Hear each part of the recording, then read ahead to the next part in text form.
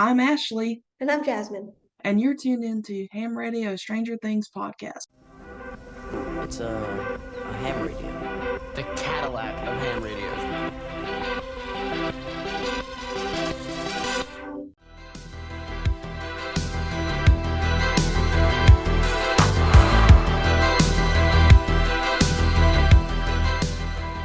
Hello, everyone. Welcome back to yet another episode of Ham Radio as Stranger Things podcast.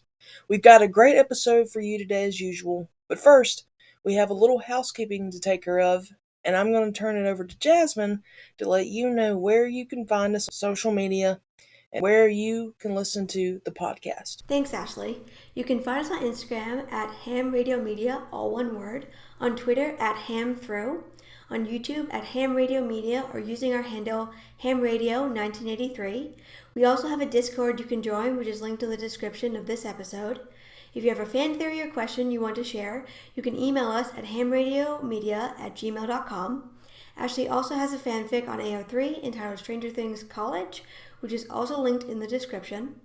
The podcast is available on all major podcasting platforms, including Apple Podcasts, Spotify, Google, iHeartRadio, Amazon Music, and much more. If you like the show, please consider leaving us a rating or review. We have a lot of totally tubular stuff coming up, so be sure to follow us on social media to keep up with the podcast and all of our new content. And welcome back yet again to another episode of the Ham Radio podcast. Today we're going to have a little, maybe not so much breaking news anymore episode, since this was like a little over a week ago now that this all came out. But today, Jasmine and I are going to be discussing the fact that Stranger Things Season 5 is officially in production. So this is a little emergency podcast for your ear holes. It's the fifth and sadly the final season of Stranger Things has officially gone into production. That's, you heard that correctly. It's exciting, but also surreal. And Jasmine, I'll be honest with you, when I saw the news about this and the stuff that was posted on the social media, I was excited, I was happy, thrilled, but it throughout the day it kind of weighed on me a little bit, because I got a little emotional, a little sad, because I'm like, this is the last time that this story of Stranger Things is going to be doing this. We're not, this is never going to happen again. So I know that people want season 5 now. They wanted it yesterday, and I know that they do not really want to wait for all of 2024 for this to be filmed and post-production and all that good stuff to happen. But it might be a blessing in disguise, a silver lining, to have a little bit elongated waiting period for the season, because once we finish watching those last few seconds of season 5, we're done. It's over.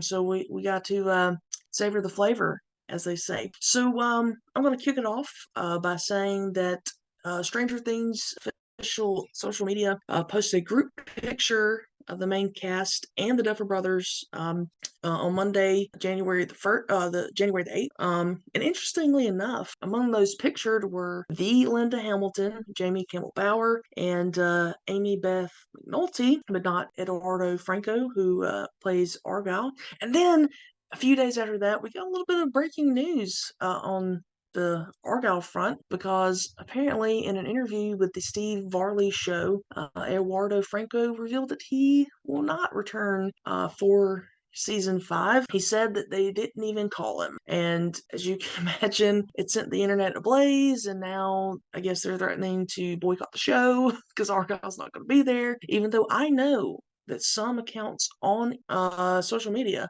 complained a lot about Argyle. They said he was too much, he was a little annoying. And now that he's not going to be back, apparently, they're a little upset about it. So, Jasmine, you would talk a little bit about some of the pros and cons of Argyle not being in season 5? For sure. I think, you and I had talked about this, like off camera, but, I didn't think Argyle was going to have a huge presence this season. I was expecting him to maybe be in the first episode, then go back to California.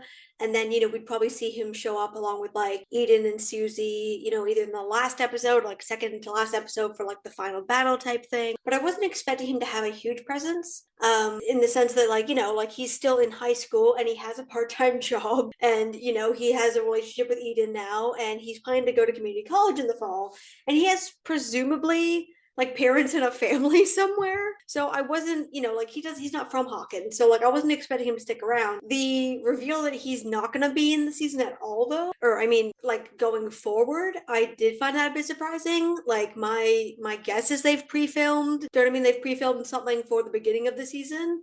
Because last we saw, like everybody was standing in a field, and then Argyle was like picking mushrooms in the woods. And then like the rest of the gang was, seeing the ash and presumably going to head to the cabin. So presumably they've pre-filmed that, unless they're going to do a time jump, which would be weird considering they got lambasted for the missing 2 days, and the fact that like the other characters have to find out that like Hopper's alive, and that like we don't even know if Mike knows Eddie is dead. So like I'm kind of I'm curious about how that's gonna go. And then in terms of the pros and cons, like I can see why a lot of people complained. I personally found Jonathan Argyle's kind of comedic scenes pretty cringy on the first watch. Second time around, I thought they were pretty funny. Third rewatch, I started to notice that like comedically, okay, it worked comedically, but it didn't really make much sense in terms of like what should logically follow what each person is saying, in those scenes. So I feel like maybe part of the reason he's not going to be in it is, he was just strictly a California character, and now that they are no longer in California, he doesn't really serve a purpose.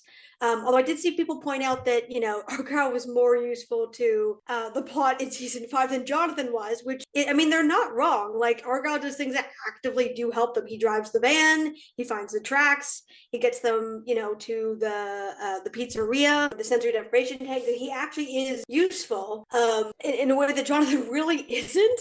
So I'm curious as, how that's going to go. But I can also see why people are upset because, he was the first Hispanic main character we had. The fact that they didn't even call him comes off as, pretty brass, and people are obviously upset about that. We don't know what goes on behind the scenes. And I know some people have said, well, maybe he's lying about it, can talk about it.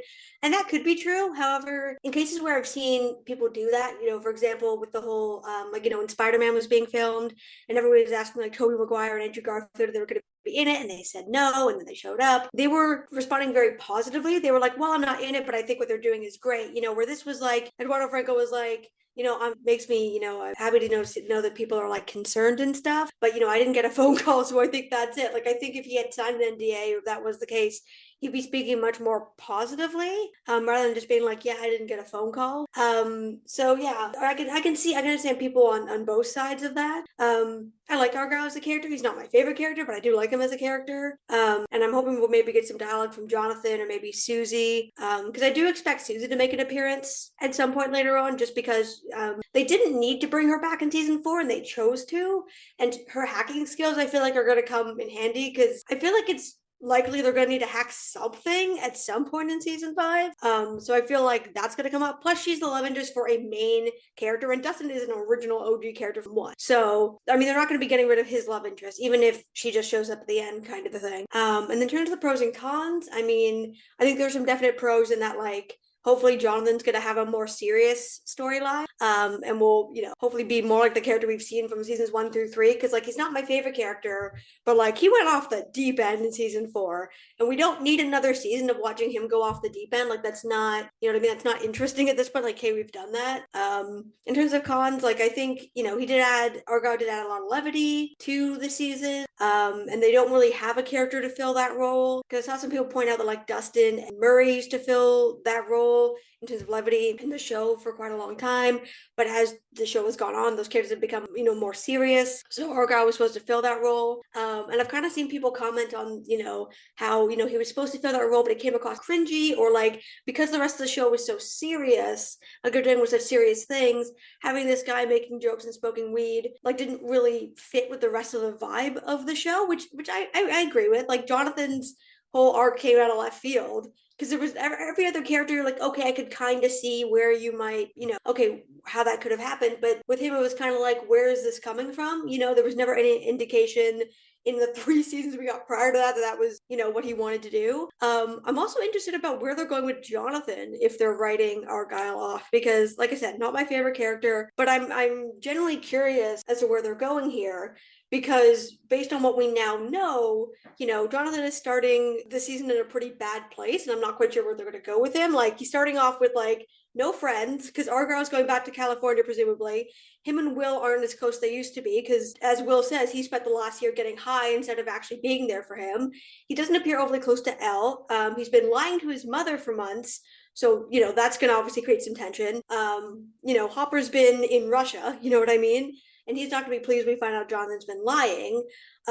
He now doesn't have any education prospects because he was going to go to Lenore Hills Community College, but now they can't go back. And if they're writing Argyle off, that seems to imply that him going back isn't really going to be a thing. And I didn't think it would be, but it kind of ends that part of the story. And we know he didn't get into NYU or Emerson, presumably, or if he did, he's not planning to go. So he doesn't really have any education prospects. He gave up photography for woodshop, but it's not clear if he wants to pursue that as a career, like carpentry, or if he's going to, or if he can even do that in Hawkins, because everything got destroyed with this, like the quote unquote earthquake. So at this point, he's starting in a, his big crutch has been, weed, but with his, the guy who's supplying the drugs going back to California and Eddie dead, he also doesn't have a supplier in Hawkins. His car's been out of commission for at least a few weeks, if not months. By the time we see it in season 4, he's unemployed. He's in a pretty low point. I'm not quite sure where they're going to go with it. I don't know about you, Ashley, but for every other character, whether they're a main character or a side character, based on what we got in season 4, I'm like, okay, I either can definitely tell where they're going with this, or I can see some possible avenues. But Jonathan, I don't know. Like, I can't see a lot of avenues there, so I'm curious as to where they're going with that, and how they're going to write Argyle out of the show, basically. Yeah, like that's a big question. My main question for that whole situation is like, how are they going to go about doing that? Like, are we going to see him for a few minutes in episode 1, and then episode 2 they have a time jump or something, and it's just implied that he left or something, or are we not going to see him at all, and they're just going to talk about, well, Hopper or somebody is able to pull some strings to, get him a ticket out of here, so to speak, and go back to California.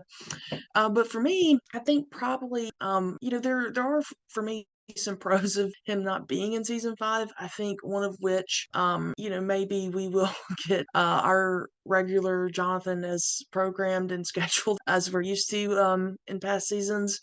Because one of the biggest things that I didn't like about Argyle's character was not really even him as a person. It was more of the writing aspect of. I felt like they took a lot of the good qualities of those 3 characters, Jonathan, Mike, and Will, and they put those onto Argyle and let him lead the way.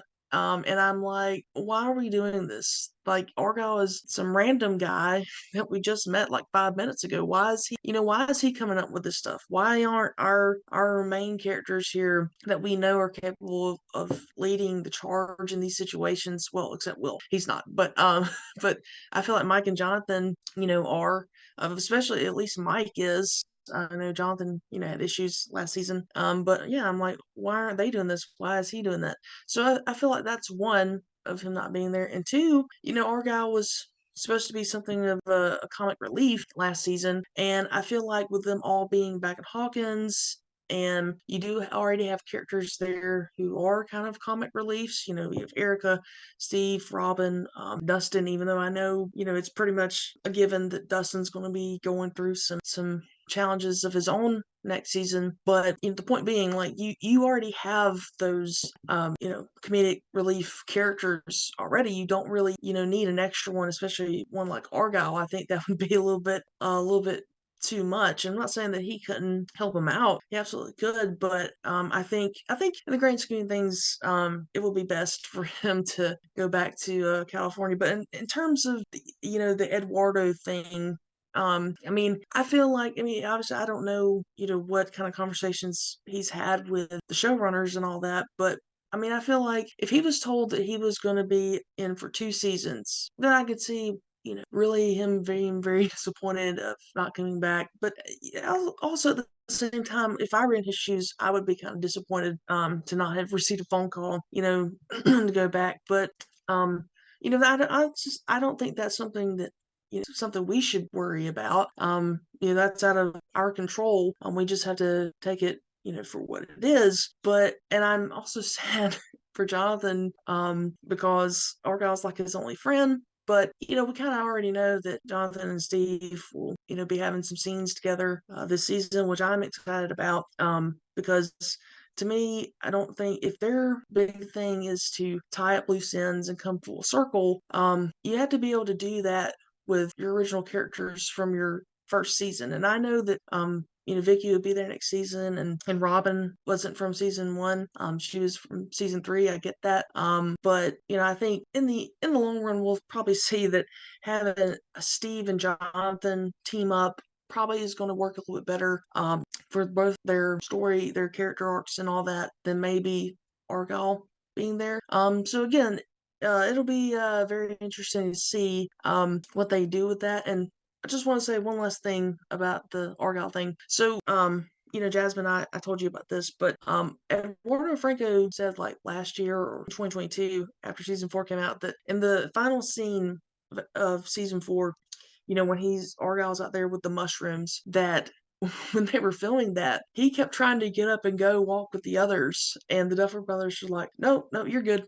Right there, and he kept saying, I was like, "You sure you don't want me to move up a little bit?" Like, "No, you are good right where you are," or something like that. And it's kind of funny to think about them, telling them to do that. But I feel like back then they either didn't know what they wanted with Argyle in season 5, so they're like, "Okay, well, we still have to make it known that he's the one that brought them back home, and if we want to bring him back in season 5, we have him film out here in the woods playing with mushrooms, so we can do that if we want to. But at the same time, we don't need to bring him back next season. It won't be too much on us because he wasn't in the final shot, and also." I can understand why they wouldn't want him to be with Hopper, Joyce, Elle, Mike, Will, Jonathan, and Nancy, because I'm thinking that's such an epic shot. And what they're going to do in season 5, again, going full circle, I think it played out much better of having just them in that final shot than him being there as well. But that's just my opinion. You just made me realize something, though. Okay, Yeah. that final shot, though, that we get like the hill, and then we get the other characters at the school, and then at the hospital, and then we get Holly and Karen at home. So with the exception of Murray and Vecna, and obviously we saw Vecna earlier, all the other presumed main characters, according to the cast photo, are in that final shot. Like the entire... Yeah. Like that just occurred to me right now. I'm like, oh, they were literally showing us who the main besties are for, like, you know what I mean? Like the main cast are for next season, because everybody in Hawkins, they're all in that final shot as we pan from each one of them. Yeah, exactly. Even Vicky is in there a little bit in the gym. But yeah, you're right. Yeah, the only the only 3 actually that aren't there are Murray, Linda Hamilton's character, and Linda wasn't there. Vecna. Yeah. I'm sure Vecna was in the distance somewhere. He was close by. But he's part of the Upside Down, so I feel like technically we did see. You know what I mean? Like, yeah, technically. Yeah, technically. But yeah, you bring up a good point there. So, that kind of says like this is the main cast for the season, pretty much. Yeah, and the other thing I also saw people talking about was that when they all show up in the van at Mike's place, Argyle, Eduardo Franco said something, I think after season 4 came out, that, he was like, he said to the Duffers, he was like, "Oh, should I go? Like, should Mike introduce me to his mom, or should this happen?" And they were like, "Nope, you're good right there." So similar to the mushroom twice. thing. Yeah, so I feel like as disappointed as he is, I would be too. This is amazing exposure for him as an actor. He's been on Stranger Things, and before that he was on Booksmart, where very good movie. If you haven't seen that movie, he basically plays a very similar character, which came out shortly before, like when they were casting season 4. So that's basically how we got the role. Like, those are really positive things, and like, as I would be disappointed too, but based on those 2 things, I feel like the actor should have maybe clued into the fact that, you know what I mean, he would not be getting a phone call. That, like, I feel like they probably decided at that point, or they kind of had an inkling, because like that with the combination of that final shot features all of the main characters, with the exception of Linda Hamilton, who obviously they were gonna, surprise announce that casting, of course. And then Vecna and Murray, everyone else is in that final shot. That tells me that they decided by that point that like I guess when they wrote that script, what they were going to do. And I feel like the only reason that would have changed is if something didn't gel on screen. But the only characters for which that is the case is Robin and Vicky. And I feel like they did gel well on screen, whether and I'm not everyone's a fan, but I think they do have good chemistry. So as long as that worked, everybody else was already, they've already been there either from the original season or, with it like a prior season. So yeah. And to your point about that, like working on Oak Ridge has opened my eyes to a lot. And I know an audio drama is not the same as a television series, but I think some of the principles are still the same. But I tell you, like, a lot changes in that writer's room. Like, you can have like even like one sentence of something that you've written can change whole outcome of your season or a character arc, or anything like that. And also, auditions as well. Like we just did auditions last week for season 1 of Oak Ridge, and like we had one person in particular who auditioned, and like we loved his audition, we loved his voice and stuff. We were like, I mean, we would love to get him in. Like, we got to get this guy sometime, some point in this show. Like, we have to get him to voice. And we finally were able to get a part for him, which, by the way, was only supposed to be very, very minuscule. But I immediately went and mapped out a full-blown character arc and stuff, because I like this guy's performance and his voice so much. I was like, we can do something with this person, and with the character we can grow this character, to multiple seasons. And so, a lot of times, again, like what goes on in the writing and filming or recording or whatever it is can change so much the outcome of your show or your season. And I think maybe this is an example of that. Not saying that Eduardo Franco is a bad actor. I'm just saying that what they did last season with California and all that, I think he fell, he was a good cog in that wheel, if you will. And I felt like, not to stereotype him or anything like that, but he just fit better with California and all that than I feel like he would in Hawkins. That's just what I'm saying. And I would actually be more concerned about Hargyle continuing to be in Hawkins than just going back to California. Yeah, me too. Because I feel like he would definitely be a victim, because he either, he'd be so high, or he just, freaking out or something. I just couldn't see that ending well, No, and I feel like he'd be more of a liability in Hawkins, and also like all the other characters, they live there or like they're adults that can travel. Argyle is still in high school. So like, and we don't know anything about his family really, but like he can't just like, also like there, as far as the rest of the world knows, there's been a massive earthquake that's killed like 32 people, right? By the end of season 4. And prior to that, there was a mall fire that killed like, 27 people or something. So like, and prior and during that, there were a bunch of teenagers who went missing and died horribly. So like, that's made, like, you see the news vans at the end of season 4. So that's made the news. So I mean, like, Argyle presumably has a family out there, so they're going to be wondering where the hell he is, presumably, or like his job. Like, somebody is going to be like, where is this kid? Like, you can't just, like, I know it's the age, but you still just can't go MIA like that. Like, eventually someone noticed, and like, and like, because of that, like, he can't just hang out in Hawkins. He doesn't live there. He has no place to live, and like, it would also be very irresponsible of Jonathan, I think, to have his drug buddy continue to hang out there when the world is ending. Do you know what I mean? There is ash falling from the sky. Jonathan knows how dangerous this stuff is. Argyle really doesn't, but Jonathan does. So I feel like it would be irresponsible for him as a friend to be like, yeah, come and hang out with me and let's do drugs together while the rest of my family and friends, or not even rest of my family and their friends, more accurately, save the world. You know what I mean? And like, Yeah.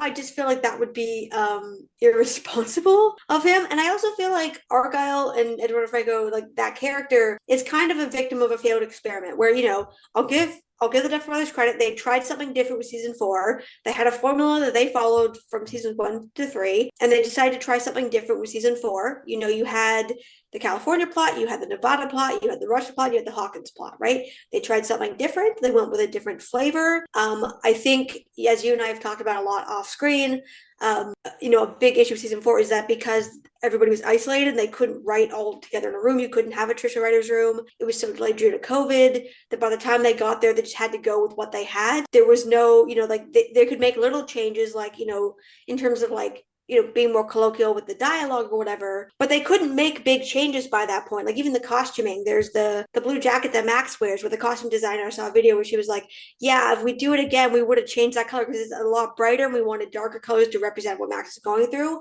But we had the jacket, so we just had to go with it at that point.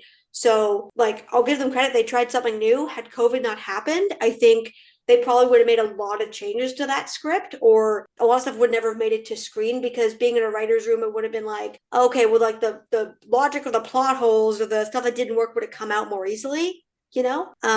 Yeah.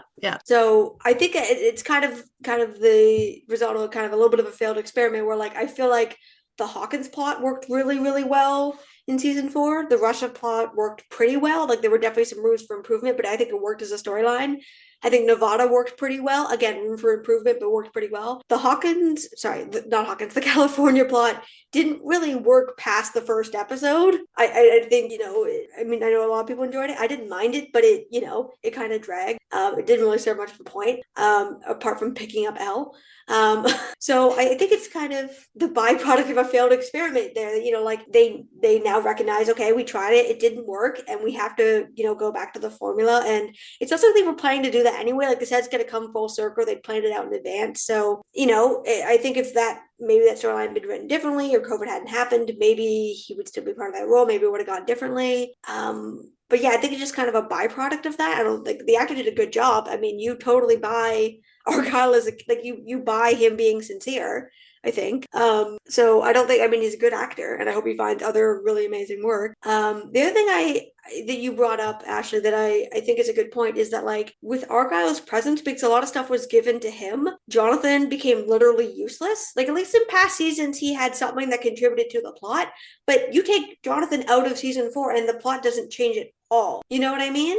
Yeah. Like, you could even give his dialogue to Will, to another character, like anybody else in Will's family. You know what I mean? Like, do you know what I mean? Like, it doesn't, like, it's a great moment, but it, like, nothing is significantly contributing to the plot. And I remember, like, me and my friends were so mad when we got to the end of the season. We're like, why is Jonathan at the cabin? Where's Steve? Steve contributed more to this entire plot than Jonathan did all season. Where is Steve? Like, it just felt so frustrating. It's like they tried to shoehorn Jonathan back in. It's like, nah, he's done nothing all season. I don't want to see him right. Yeah, Like, well, I mean, yeah, I get that, but at the same time, I mean, the buyers have no house in Hawkins anymore. They sold it, so no, where's I he get gonna that. go? I get that. It just felt like Jonathan kind of lost, like, purpose to the plot when Yeah, Argyle was added and they went yeah, that way. That's more my point. yeah. I kind Um, of wish they had kind of, done it like a Stephen Robin from season 3 yeah. thing. I mean, I know they don't like to do the same thing every season, but like if you're gonna go that route, at least don't take anything away from your main character. That's all I'm saying about that. But you know which main character, or at least the actor who plays that main character, that I was so excited to see in this picture? Sadie Sink. I'm like, I mean, not that I was really overtly surprised to see her, but I mean, I was very happy to see her in this picture because it means like Max.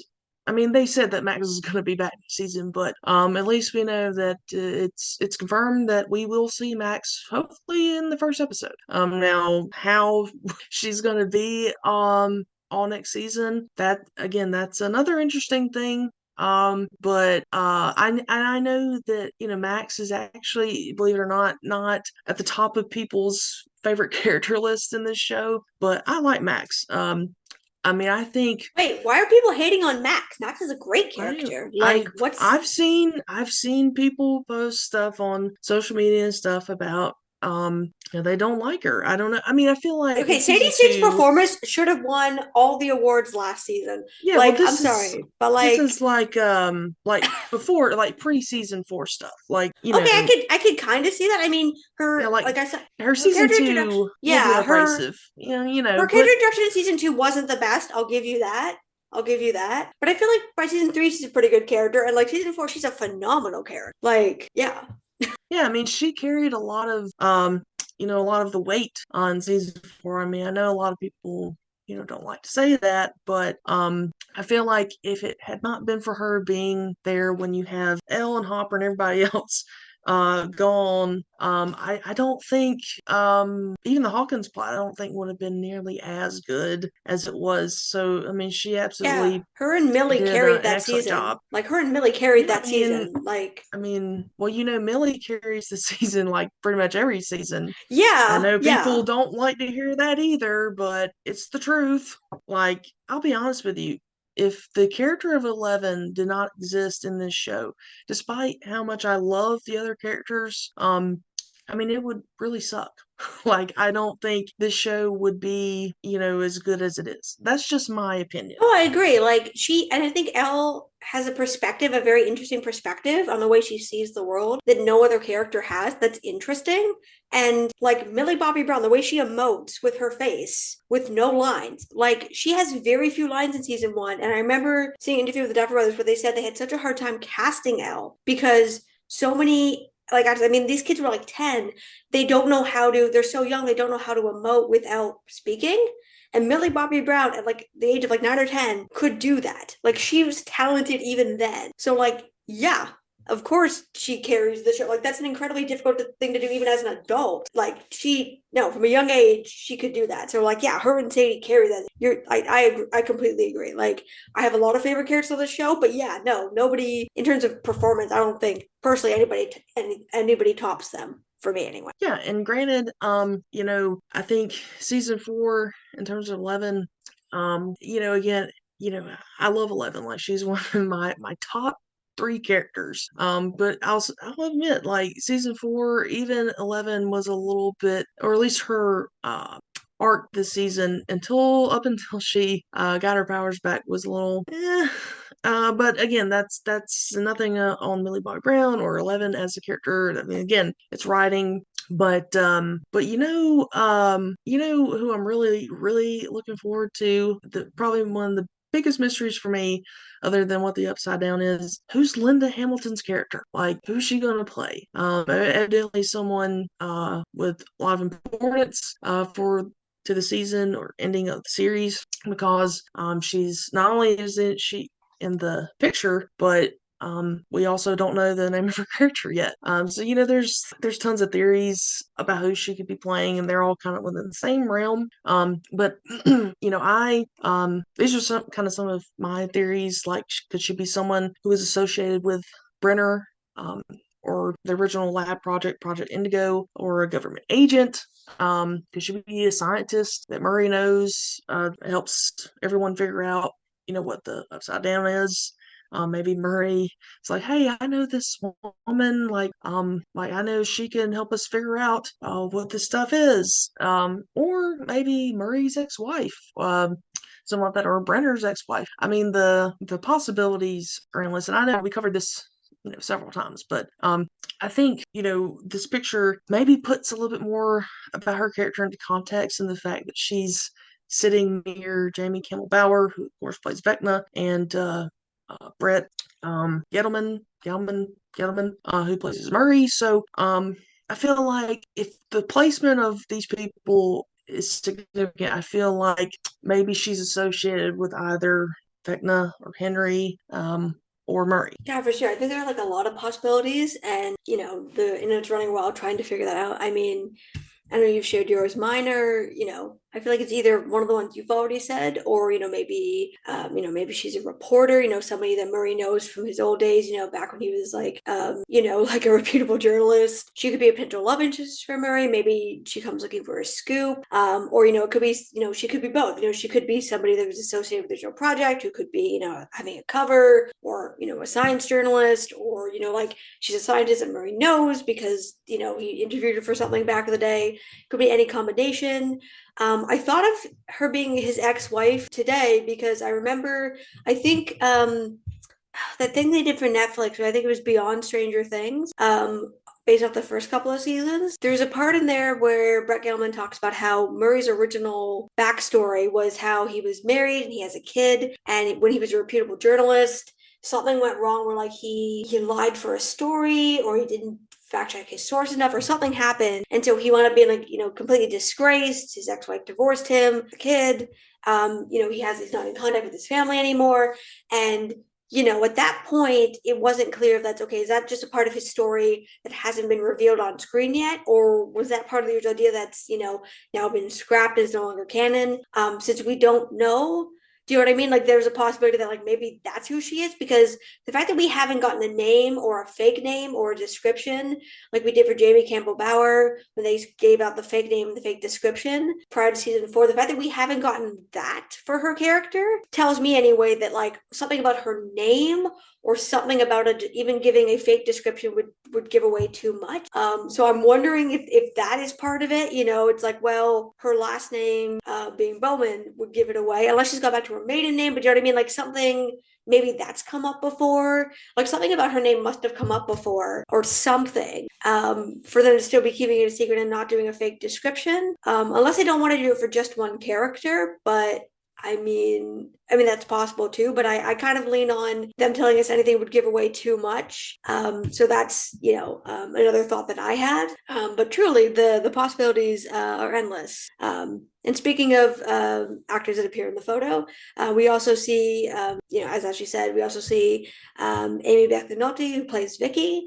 And her presence in the photo seems to indicate that Vicky is going to be a main character in season 5 and part of the core group, which means we'll likely see her and Robin start dating and being together, which I think is great. I think they're very cute. And I think it's, there's a lot of conversation in the fandom about how they've handled, Will's sexuality and his lack of coming out, and how they don't seem to know what to do with Will. Like, yeah, he's in love with Mike, but like, what are they doing beyond that? But that they don't. And Will was planned to be a gay character from the Montauk pilot, whereas Robin being a lesbian wasn't an idea they came to until they were filming season 3, because she was supposed to be a love interest for Steve, and they decided to go that route, and they decided to put her with Vicky in season 4. And they seem to have no issue, like, doing a entirely plausible, gay storyline for her that works really well.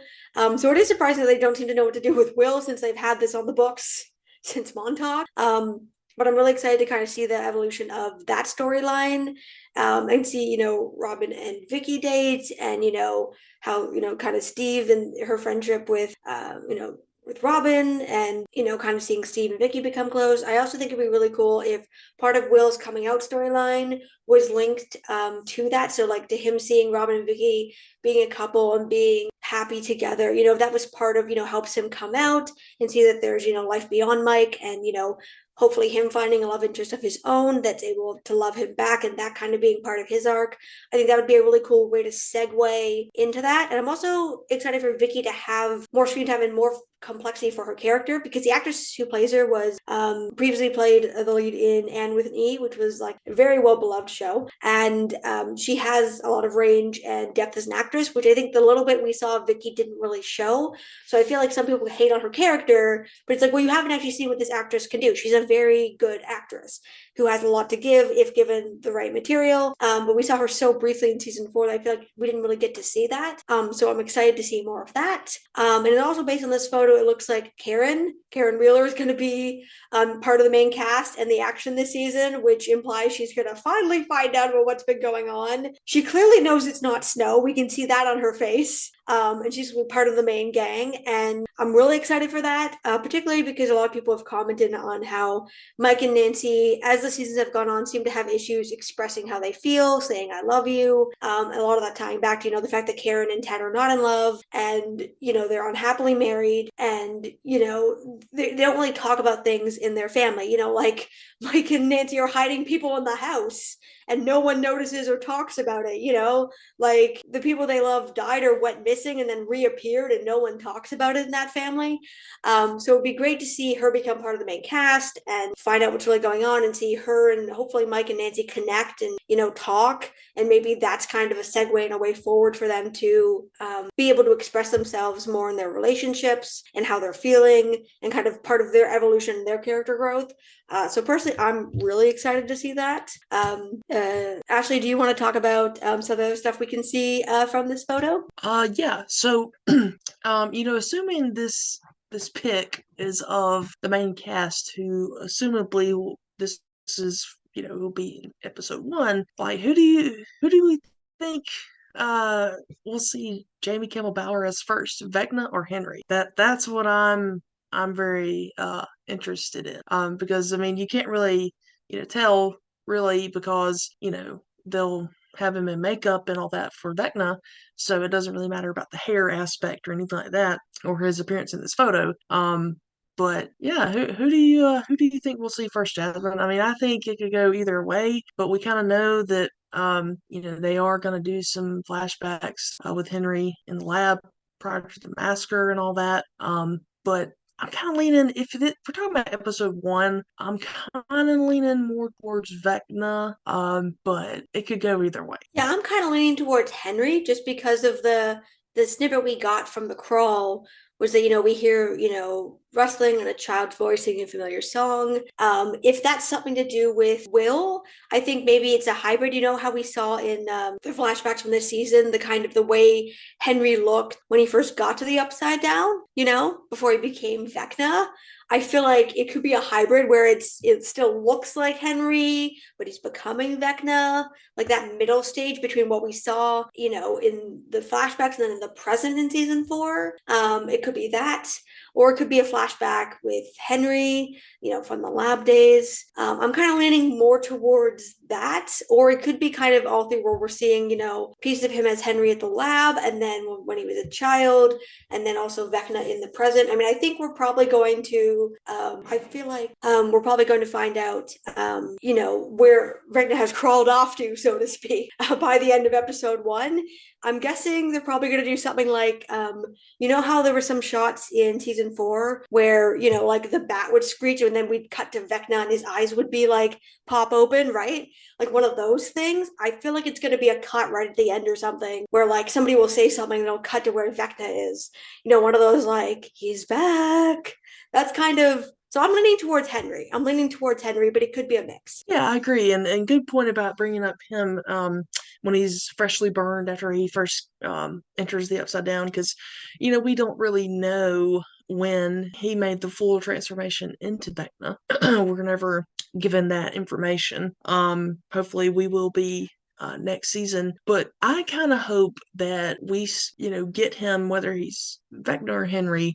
Hopefully, towards the end or at the end of episode 1, just so that it's a little bit, I mean, even though it's not really a surprise, just so it's like, ooh, hanging on the edge of my seat until the next episode. You know what I'm saying? Like I would love to see that, because again, we don't know where Vecna ran off to when they shot him out of the attic of the Creel house in the Upside Down. Like, we don't know where he is, where he ran off to. We know he's still alive, but that's about it. So, I would love it to see like Vecna at the very end of the episode, and like you said, like opening his eyes or something, like saying that I'm ready. or something like that. Not literally saying that, but you get what I'm saying. Yeah, indicating that he's about to like crawl back into everyone's lives. Yeah. Some kind of Yeah, killer yeah, line. Yeah. yeah. Like I'm healed and I'm ready to go. Ooh, I just had a thought. What if it's something like when everyone's together and they're kind of talking through things? It's something that, in previous seasons, like Will touch his neck or like Elle will sense something. What if they're like on the right track or something and they're like sensing something and then they cut to Henry? You know what I mean? Where it's like, it's kind of like woken him up or something, or they've done something that's kind of like Yeah, awakened yeah, him, or the psychic yeah. connection is that like something like that, or even if that's not what's waking him up, it's just kind of the way the Will was at the end where he's like, he's back and he's never gonna stop, or like some of the stuff where Elle will have a really great line and then it just cuts to him and it's like, haha.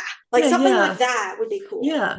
Or like he maybe senses Eleven's presence Yeah, it like back in senses their Hawkins. presence because Because they can like, sense him. They can sense yeah, him as soon as they yeah. get to town. So maybe it works the other way where he like wakes up and he can sense them and he's like, crawling back up.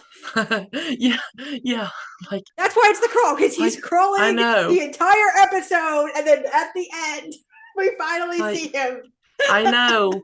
We see him crawling up from the ashes or something, like that. He's But yeah, back, like Terminator style. I know exactly. It's really weird too. Like when you bring that up, it's really weird because in episode 8 of season 4, when he's has Nancy in a trance, he tells her like, I want you to tell Eleven everything I'm about to show you in this vision. But it's like, does he know where Eleven is? I mean, does he know that? Can he sense that she's not in Hawkins, but he knows that she's alive? I mean, Yeah, I because never that's a really, I good mean, point. it's a good line. It's a very good line, very well delivered by Jamie. But Yeah, I question, I question it because I'm like, this doesn't really make yeah. that much sense in this context. Unless Um, unless the implication there is that he can sense that Elle and Will are still alive, but he knows they're not in Hawkins because the psychic connection isn't as strong. Like how technically the Demogorgons are in Russia, but it's not. Like the minute they get back to Hawkins,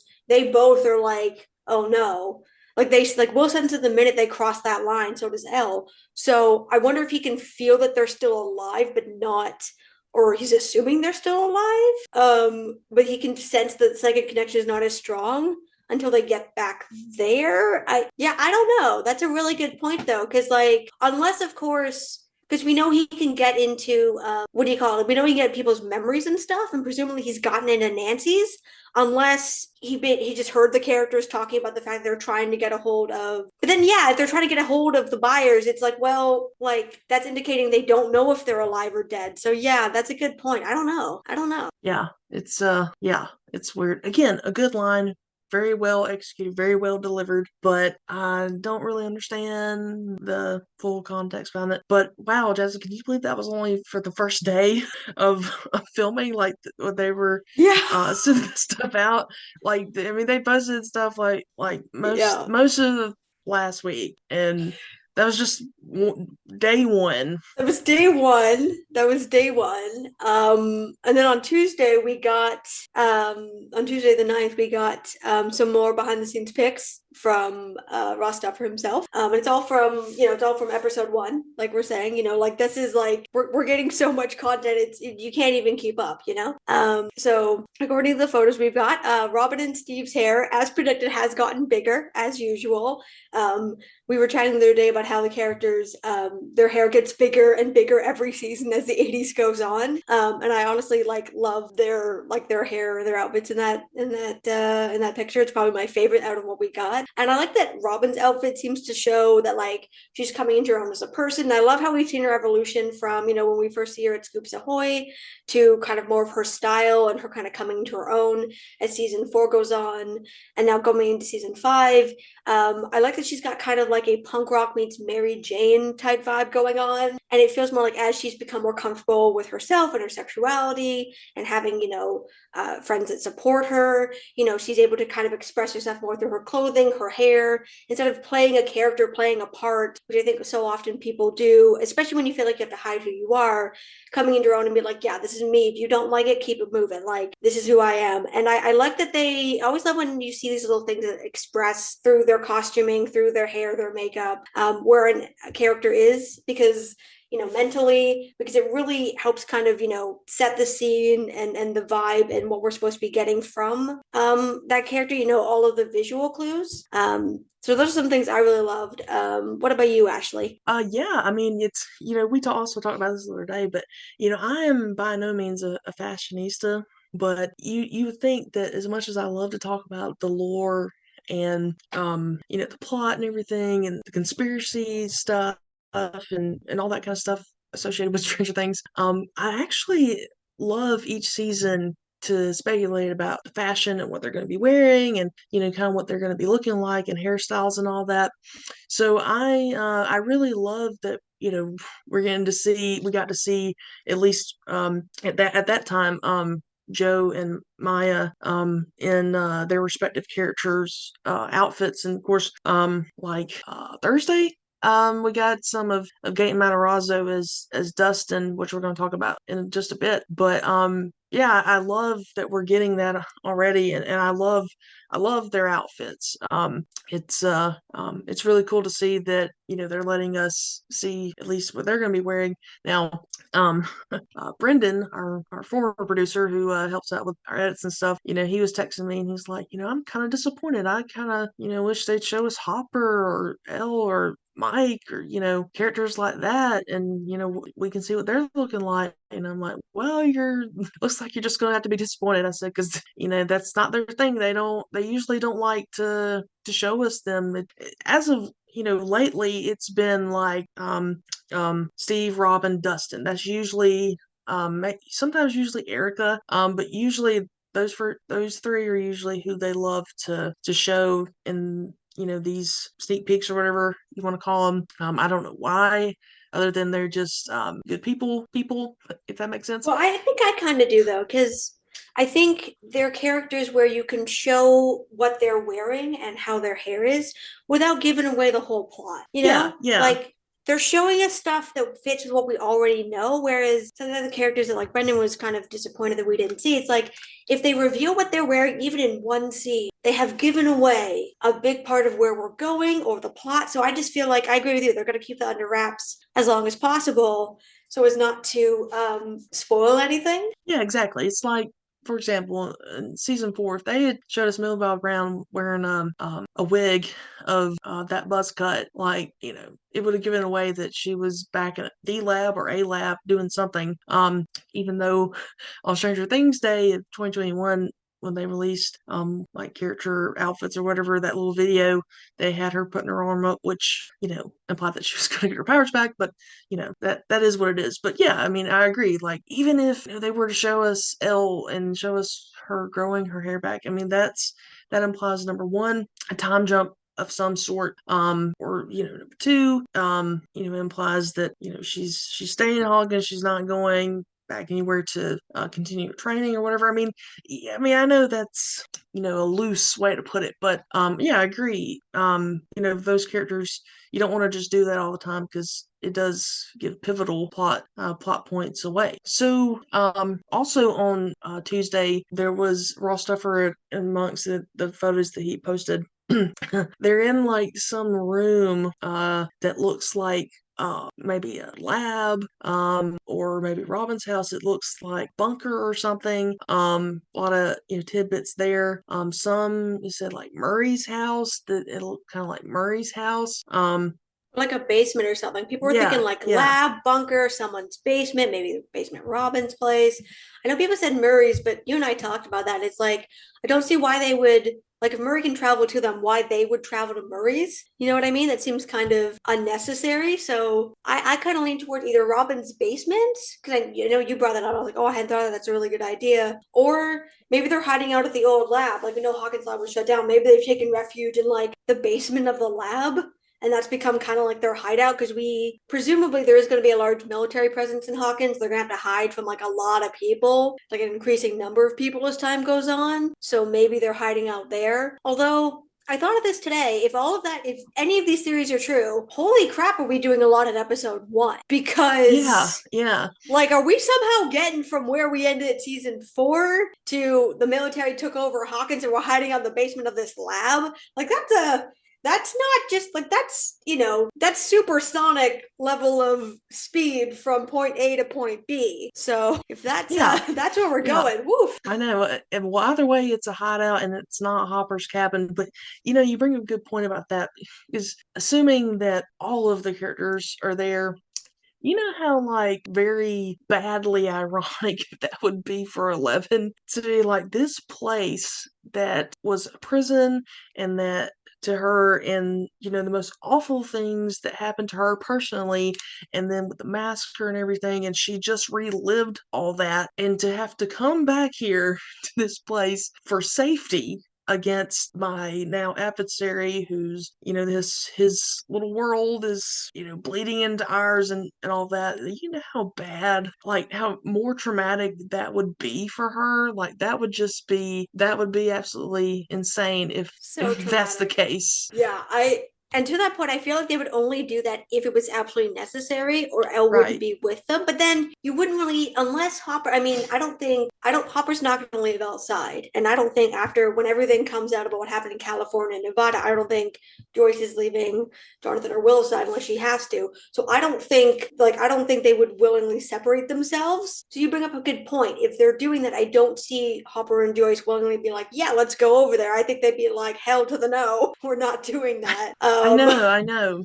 But But I mean, you think about it like not that anyone else's lives here don't matter, but 11 is like the one person that you want to keep protected at all costs in this situation, whether it be from the military or the government or Vecna or whoever. Like you want to make sure that she is safe and in a good mindset, you know? yeah, because that's the other thing, because they make it extremely clear. And like Will has a whole monologue about this where he's like, contain it. Like, as if you can contain any of this without Elle. And he's right. Like, Owens makes it very clear, and so does Will, that like, without 11, they're screwed. They have no other, like, literally, Brenner and Owens were in a basement, not a basement, a bunker, like a silo in Nevada from like season 2 to season 4, trying to figure out another way to do this. Like, I think they make it pretty clear in season 4, Owens would never have worked with Brenner or allowed like what happened to happen if like he didn't think if there was any other way, or he thought there was any other way. So like they make it pretty clear that with LL and her powers, they can't contain this thing, they can't fight it.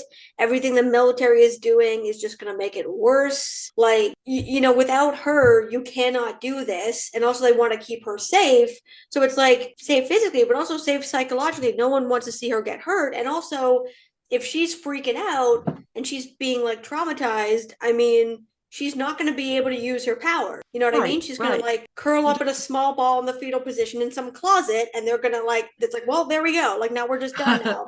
I know So you don't want her to revert either. I mean, no, you don't know. And two, I mean, I hate to even say this, but it's kind of true. I mean, at this point, I mean, we've kind of been shown that. But I mean, Brenner was kind of right when he said that she wasn't ready, and we know she was not ready. She was not ready to take on Henry in his current form. She's just not ready because he's too much as Vecna for her. And like to me, that makes me wonder: is she going to be doing at least some sort of training exercises? Again in season 5 to get stronger, or is she just going to be like training on the job, so to speak? yeah, it could be both or a combination. Or it could be they have like more than one hideout too. Like maybe some of them are holed out at the lab, or maybe they get separated unintentionally. And like half the characters are over there stuck at the lab, but other characters are other places. Although Jonathan, Nancy, Robin, and Steve appear to be in these scenes from what we saw. So yeah, I don't know. I don't know. That's a really good point. And also like we see that photo with the Pink Floyd poster, and I'm like, I feel like that's gotta be someone's home. Cause like I see them holding up somewhere. I don't see them being like, let's redecorate while we I hide out at know. this lab, I right? know, Like like let's I know some who said like with the theory of them being at Murray's house, like this was part of Jonathan's stuff and all that. I'm like, well, first of all, like he probably has no stuff in Hawkins anymore because all his stuff is back home in California. But I seriously doubt that Jonathan took the time to go and pack let me up all grab this my Pink stuff. Floyd poster on Yeah, the way out of yeah, this shootout. Like yeah, and BRB guys. I Like know, like I seriously doubt that seriously, happened. even Jonathan's stoned out of his mind. I seriously doubt. He's like, hold my beer. I'm gonna go get I know. my poster before we jet. Like, I I know, just like, know. wait, I have to get my poster. Come on, guys. Guys, I know we're being shot at, but let me go get my poster. Like, my poster. My poster. Yeah.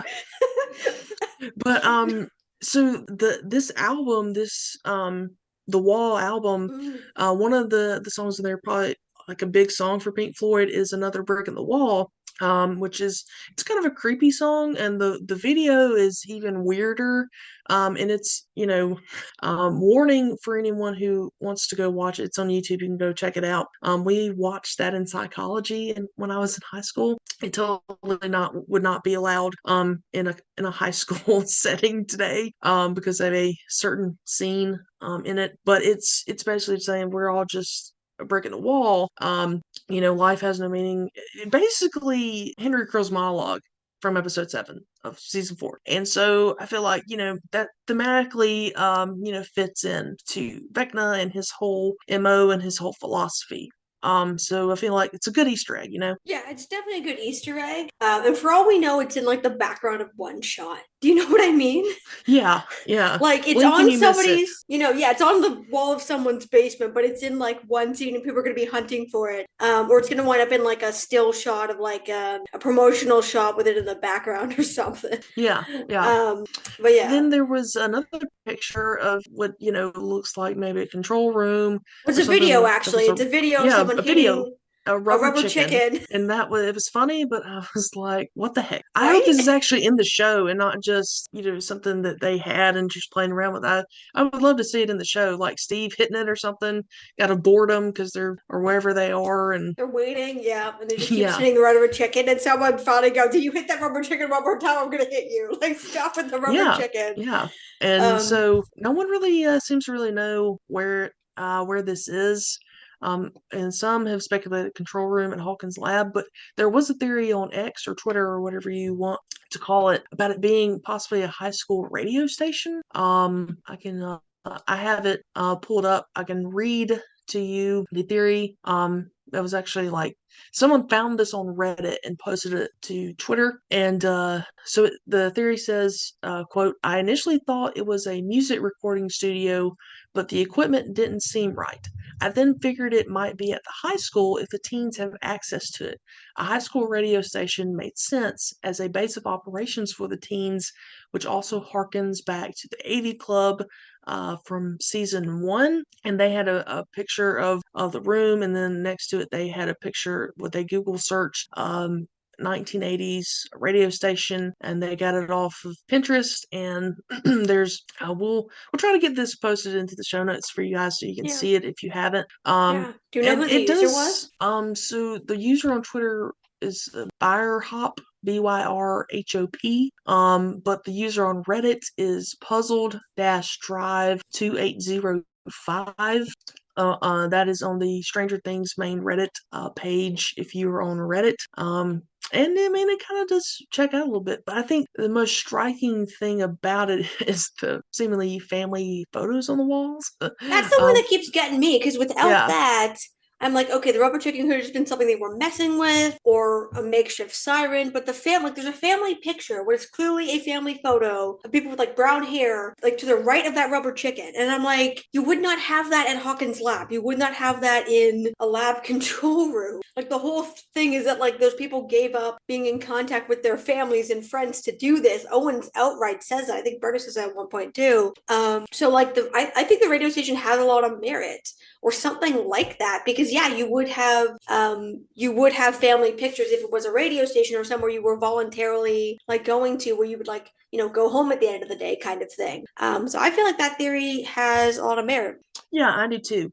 A lot of the analog equipment in there does check out, and it'll be very interesting to see that. Because I mean, it could just like there's a news. It's maybe news of what all is happening in there. But there was also like something about an arcade too, Jasmine. Yeah, so it's easy to miss, but in one of the pictures someone's taken of I guess someone's taken of them, of the Duffer Brothers, where they're behind the cameras, like they're behind the monitors while something's being filmed, and they appear to be at an arcade, because an arcade game like behind them, like to their right, and then there's what looks like a valance and like some curtains on a window. And after looking at it for a while, like it doesn't look like someone's home based on the stuff on the ceiling. It looks to me like it's at an arcade, and we know the Palace Arcade is in Hawkins, so they could potentially be filming at the Palace Arcade, which, considering that Robin and Steve work at Family Video next to it, and they establish in season 4 that like the sign's still going, the Palace Arcade is still there. Like I think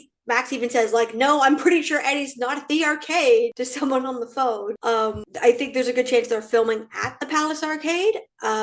Because I don't know, unless somebody has a pinball machine in their room, but we haven't seen that. And there was like piping and stuff on the ceiling, which you typically don't see in a residential home, unless it's like somebody's bunker or basement or something. But even then, most of the stuff is covered in a residential space. So my personal theories are filming at the Palace Arcade, which, you know, we know that like the earthquake only demolished, like took out certain buildings but not others. So that's my personal theory based on what you can see in that photo, is that either it's the Palace Arcade, or if it's not that, it has to be someone's like unfinished basement or like a bunker type situation. But yeah, my money's on the Palace Arcade. Yeah, and I didn't see that photo, so if you could send that to me, message it to me so I can Oh, check it out. it's in the same rung as all the other ones Oh, it from that is. day. Oh, Yeah, it just, I don't remember that. So I have you to have to go back and really look. zoom in to see Oh, the okay. machine though. Like it's very blink and miss it. You have to like stare at the picture and zoom in on it. Oh, okay. Yeah, Yeah. I'll check it out. I did totally like some of mine. I didn't notice it, but so another character that we did get a behind the scene picks up was Dustin. And his hair's gotten like super long, which you can tell a little bit. You can see a little bit of it in the photograph that, or the picture rather, that Ross Stouffer posted. And I'm going to bend a little bit of our rules here because I have to say this in order to put this in context. But other than this, we don't talk about paparazzi pics. And I'm not even going to go into full detail. But I will tell you this. If you are interested, you can go on any social media or Google. Just type in like Dustin Henderson season 5 or something like that. You can see a little bit more evidence of the hair, and that's all I'm going to say about that. But anyway, so Dustin in this is also like dressed. He's got his Hellfire Club shirt on. It looks a little bit faded. It's kind of torn at the neck and stuff. And you can also see on his left hand, his left pinky, a ring. And this is obviously all an homage to Eddie. So, like Jasmine, like, what do you think about Dustin's new look? Yeah, I think it's great. I mean, they, you know, like I said before, you know, they only released pictures, or I guess this was, well, yeah, I guess it was a released picture of, you know, things that don't give away too much of the plot. And they said, the Press gave an interview where they said at the end of season 4 that in season 5, Eddie's death is going to affect Dustin the way that Billy's death affected Max. And obviously, those are very different deaths because, you know, Max has to deal with, you know, the fact that her brother is dead, the fact that part of her's kind of glad that he's gone because he was like a violent racist bully who attempted to murder her friends, not like kind of, like totally attempted to run them down with a car, and then attempted to murder her boyfriend like in front of her. And like his death led to, you know, her stepdad leaving, which was a good thing because he was again an abusive racist a-hole, but also it means her and her, they took all their money. So like now her and her mom live in a trailer park and her mom works 3 jobs as an alcoholic, and she's like trying to deal with her complex feelings around that. Versus, you know, Eddie's death to Dustin, this is someone who's a mentor, somebody he looked up to, you know, a very good friend of his who was basically scapegoated and died trying to help, which I think is, you know, very different death. But I think the complex grief around that is going to affect us in the way we saw Billy's death affect Max. So I'm not surprised to see, you know, Dustin growing his hair out, wearing the Hellfire Club shirt, you know, which Eddie, you know, same way that, you know, Mike grew his hair out in season 4, also because he looked up to Eddie. And I love little details like that. People have also commented that the collar is ripped. And I don't know, people have been, I think, reeling into that a lot. To me, it's just, I'm like, either he cut the collar out, or maybe like, I'm wondering if maybe they were like scaling a fence or something, and then like part of the shirt tore, and so we just, you know what I mean, like ripped the rest of it off, or maybe they tossed the shirt over something and climbed over it. To me it looks more like it ripped on something rather than he intentionally cut it or somebody was like attacking. That's what it looks like to me, and I feel like it's a good look on Dustin. It's different than what we've seen, but I think it's a good look. What are your thoughts, Ashley? Yeah, it was certainly different, a little bit edgier for Dustin. Yeah, totally. For Dustin, like, I mean, Eddie died in his arms, and that's like Dustin's never had to. He's never experienced that before, and it's already traumatic in and of itself, and then you factor into that Eddie was his mentor and someone that Dustin really looked up to. So I mean, it's going to be probably a little bit taken to get used to, seeing Dustin go through that. But I can't honestly, I can't say I blame the kid for in his grief. And I've also seen some theories about Vecna maybe using this against Dustin the same way he did Max with the whole Billy thing. But I mean, I don't know. I mean, he could, but again, they usually don't like to repeat the same narrative, things like that, in each season. But I mean, you never know. I think Vecna's big plan includes, or it should include if it doesn't, divide and conquer. And with this group, like I think he knows that this group can, put up a good fight against him and take him down. And like the best way for him to, get rid of him is divide and conquer, turn him against one another. So I mean, we'll see. But yeah, I mean, I'm feeling kind of nervous about seeing Dustin next season, because again, like it's new territory for him, and it's going to be new territory for us. Yeah, for sure. It's going to be interesting to see, kind of how that goes. And I hope he kind of keeps his essence as who he is as Dustin, because if he goes like full emo, like I feel like that would just kind of be like depressing or annoying. But considering how well they handled Max's storyline, like I have a lot of faith in that actually, because I know before season 4 came out, a lot of people were saying like, they were concerned because there's a lot of I think a lot of people in the fandom who are, have this love for Billy because the actor who plays him is so hot and is like, Zachary Montgomery is a great guy. He seems like a great guy, very attractive, very good actor. And so I feel like a lot of people kind of confuse the two, because Billy as a character is a violent, racist person.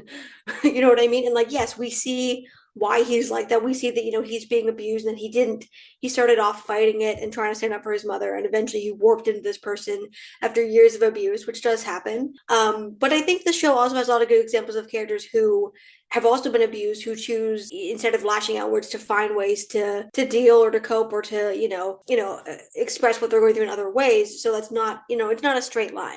So in light of that, I know people were concerned that like, oh, we're going to see her like crying over Billy as if he was this great guy and they're going to erase that. But instead what we got was this really beautiful exploration for Max of how do you mourn the loss of somebody you're glad is dead. Basically, like, how do you mourn the loss of somebody? It's like, yeah, the world's a better place now that you're not in it and trying to murder all my friends and be racist and be violent and be a bad person. And that like, your life is better off now that like Neil is no longer hurting you.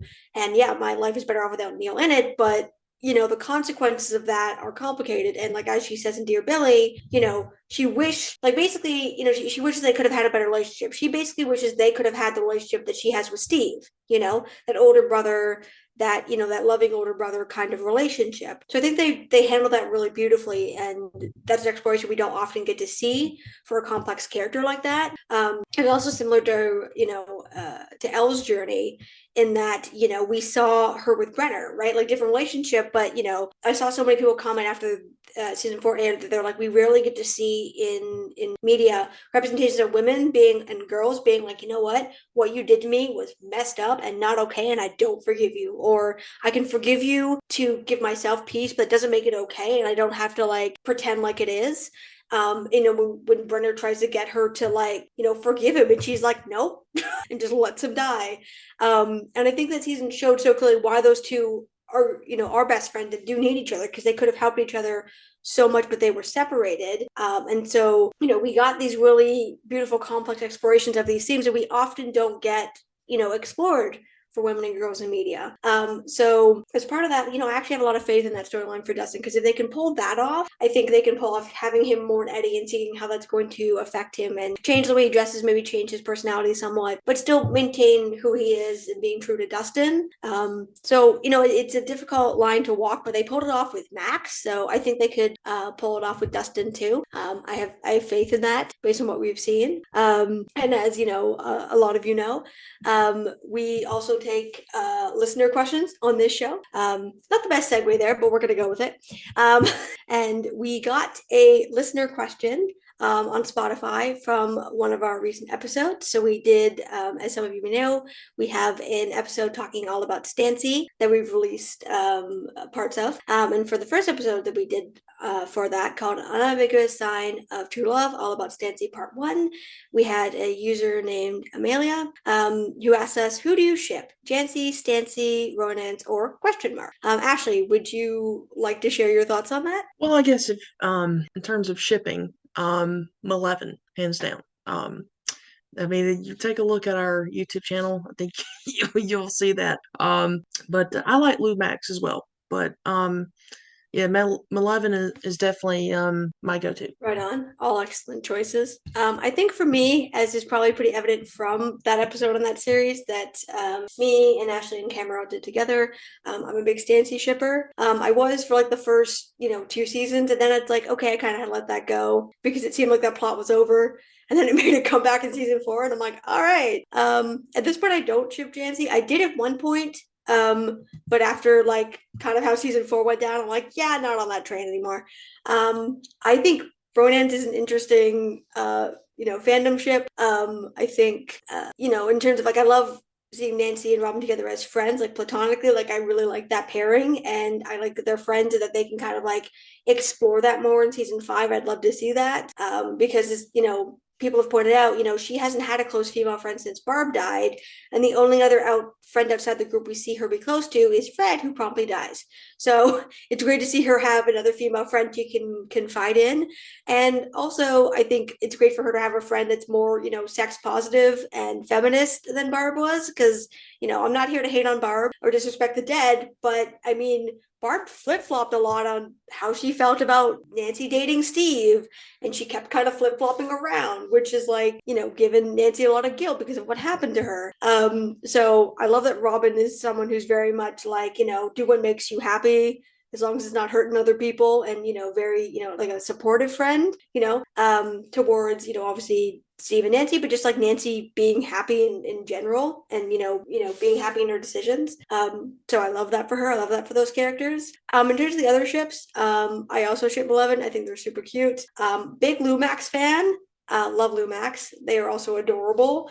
I'd say probably next to Stancy, Jobber is probably my favorite ship. I just really love the chemistry that David and Winona have, and I find their scenes, their relationship, really interesting and complex. Like, we often don't get to see complex depictions of older characters, or like adult characters in relationships at that level. It's kind of a lot of the puppy love, which is great, but it's nice to see an exploration of like, what does that look like when you're starting over, when you're on your second, third, fourth try? What does that look like? And how do you deal with trauma? And how do you, finding love and finding peace in your life after what's happened to you? So those are kind of, I would say those are like my top ones in terms of the show overall. Oh, and I also really like the brief kind of, flirtation, potential romance we had with Eddie and Chrissy. I also thought that was like super cute and adorable. Oh, and I also like Robin and Vicky. We didn't get to see much of them, but I also like them too. As you might be able to tell, I'm really into the romances of the show, so like almost all of them, but like I guess those are some of my favorites. Yeah.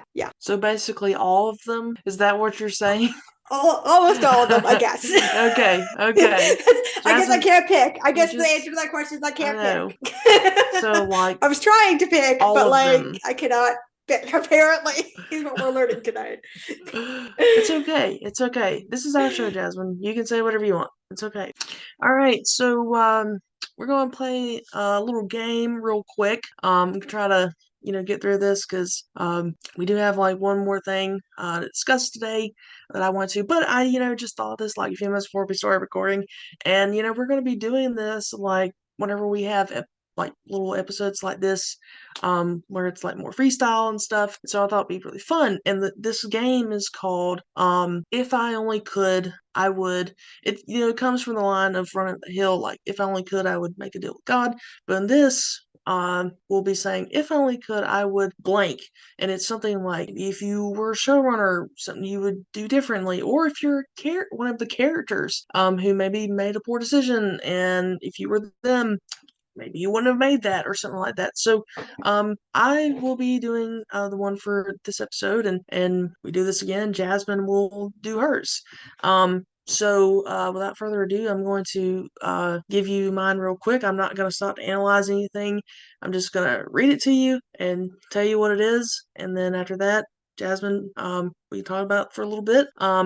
So without further ado, here it goes. If I only could, I would, well, if I were the Duffer Brothers and I knew what was coming in seasons 4 and season 5, I would have changed some of the ending to season 3. I would have kept the Byers and Eleven and Hawkins. I still would have had Hopper, quote unquote, die. Probably would have sent him to Russia as well. Maybe witness protection or something like that in season 4. If you do that, you still could have had Eleven being bullied by Stacy or another mean girl in Hawkins that's already established. You can still have Will be gay and have a conflict of his feelings for Mike. You still have Joyce and Murray go off to find Hopper, whether it be in Russia or wherever. And you can actually still have the whole Nina project plot of Eleven getting her powers back.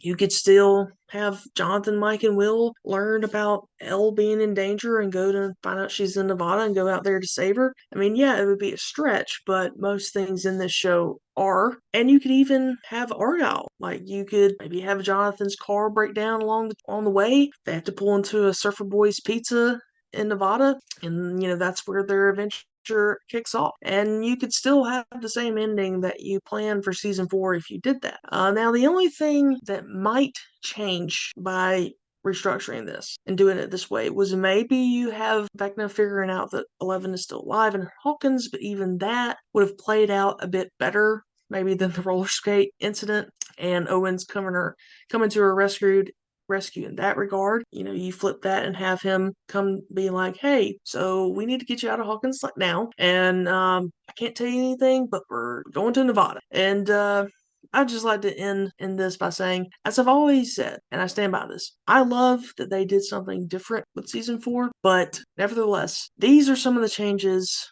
I would have made the end of season 3 to make season 4 a little bit better. I would have made if I only could. Yeah, and again, like, that's just my opinion. It doesn't, mean that that's the way it needed to have been. Just my opinion. So I thought that was like a little fun thing that we could do. And so, Jasmine, do you have anything else you would like to mention or say before we move on? Nope, I'm good. Awesome. I can't wait to hear what you come up with, Jasmine. It'll be interesting for sure. It will be. And I kind of already have a feeling about what or who it will be about. All right. So before we get out of here today, I did have a very, very special announcement that I wanted to make. It has really nothing to do with our podcast or Strange Things, but my upcoming audio drama series, Oak Bridge, we were doing auditions last Thursday and Saturday. And we announced the casting today. We had 46 people audition, but we only had 32 roles. And so there were some very tough decisions that were made late Saturday afternoon. And anytime, like, you're dealing with people, and especially for me, because I've never done this before, having to say, no, I don't think this person will be good for the role of so-and-so. And now, of course, I wasn't the one who sent out the emails. That was my producers who did that. But it's kind of tough, like, to tell people you didn't get the role. But there's always future seasons. If you felt like they did well, get them back. But yeah, it's very difficult when you have 14 people that you potentially have to say no to, and it's so hard, especially when they audition so well. So I'm going to read the the characters, and then I'll tell you who they're going to be voiced by. And I want everyone to keep in mind that some of these names are going to sound a little out there, a little unusual, but that's because we have some of the roles are kids, and therefore we've had some minors who are going to be voicing them, and so because of that, they or their parents did not want their legal name to be out there for the public, which is totally understandable. So I will read through the list, and also it's cool, kind of cool, and it's not something that is unusual to voice acting. But we actually did have a young woman who's going to be voicing one of our male kid characters, and that actually is very common in the voice acting world, because like for us, we need these kids, like they're supposed to be 13, 14. We need them to sound around that age, not like 20. And so sometimes the ladies can give you that, a little bit better than even a 17 or 18-year-old male, who has a deep voice. So I just want everyone kind of to know that before I read the names.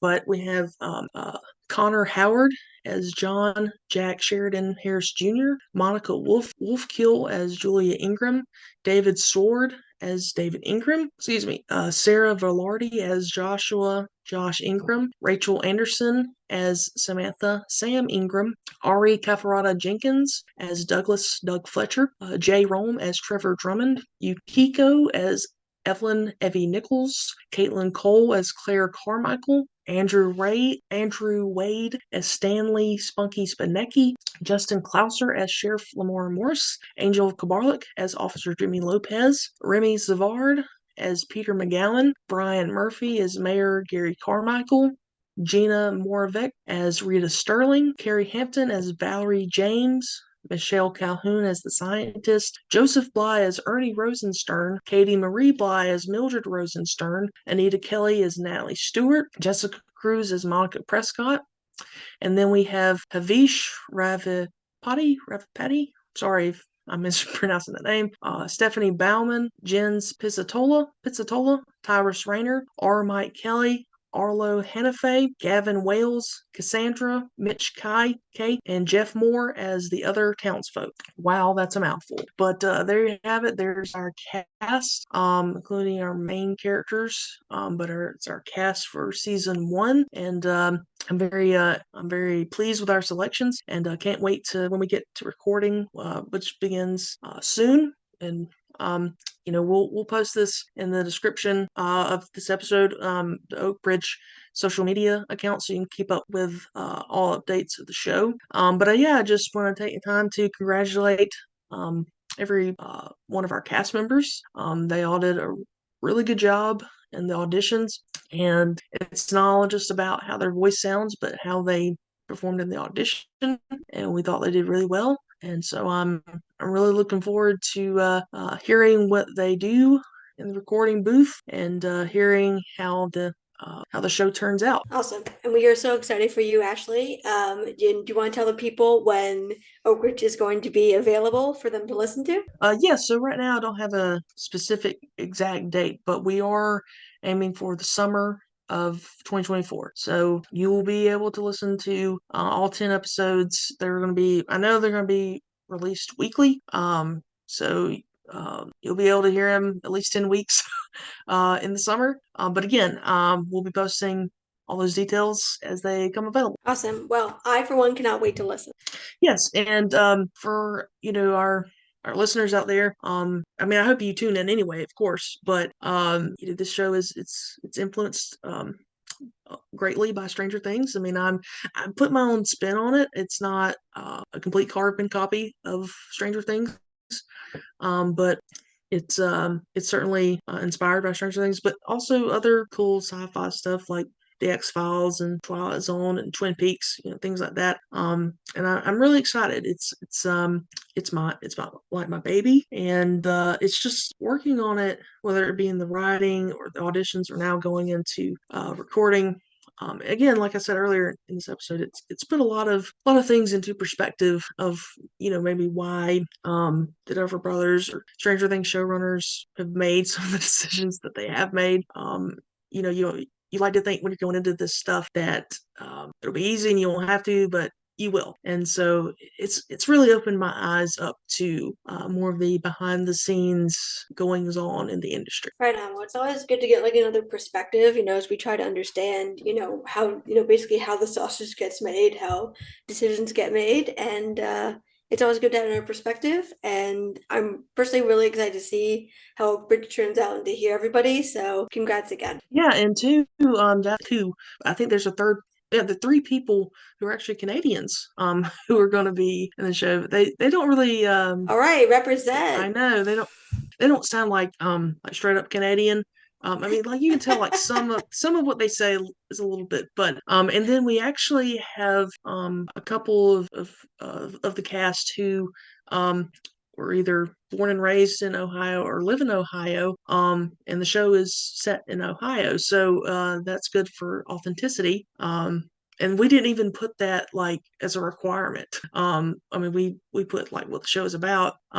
So it's really cool. Like, and two, I'm just really impressed of the overall like voice acting experience a lot of them have, and they've done some like really professional projects. And so the fact that they auditioned for a project that is unpaid is great for me.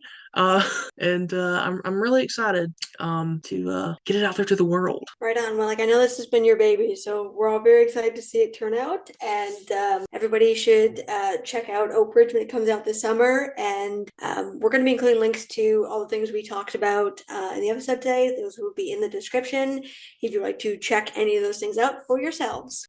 Absolutely. And one more thing before we get you out of here. Who knows? Like maybe after the first episode of Oak Ridge drops, maybe we can come in here and talk a little bit about it. Go into some behind the scenes stuff, and I think that would be kind of cool. Have a little discussion on that. So that's our show for today. Again, follow Ham Radio Media on the socials so you can keep up with Stranger Things filmings updates and updates on our show, what we have going on. Because it's not like we're going to be able to hop on here every day or every time that Ross Duffer posts behind the scenes. But we will be sure to at least do one of these episodes maybe per month that they're filming. Yeah, we're gonna do roundups. Like we're not gonna post every single day. To clarify, we would not be able to record a podcast every time Ross Duffer posts something because we'd actually planned to do this earlier, and then more stuff came out. We're like, hold the phone. We gotta. So we'll probably be posting these bonus episodes. I think maybe depends. It depends how often they're posting behind the scenes pictures, right? Like if we continue to get them at the same speed that we are now, probably every couple of weeks. But we will be resharing anything that's officially shared to our channels. We won't be posting any leak stuff just because we want to be respectful that people don't always not everybody wants to see the leaks, and we respect that. But yeah, we will be reposting stuff to our socials, so you can always find it there. And we will be doing these little update episodes every time we get like a bulk of new content. So look out for those in your feed. These will be extra. We will still have our regularly scheduled content. Well, I'd say every Friday, but almost every Friday. Most Fridays will include our regularly scheduled content. So be on the lookout for that as well. Yes, for this one, we just wanted to get it out like ASAP because with the internet these days, a lot can change. Probably a lot's changed since we've been recording this, Jasmine. So, but yeah, we won't be doing one of these every day because I don't have that kind of time, and I know Jasmine doesn't either. But yeah, like once a month, come in here, do it, have fun chatting up the fifth and final season of Stranger Things. So Jasmine, if you don't have anything else, I don't have anything else. And we're gonna call it, and we'll see everyone next time. See you all next time. And that's our show. If you like what you heard today, be sure to subscribe and tell your friends. Our theme music is provided by Neon Nights, and our sound editing is provided by Ashton Cooper. Thank you for listening to this episode of Ham Radio, a Stranger Things podcast. Please join us next time, same dial, same time. Over and out.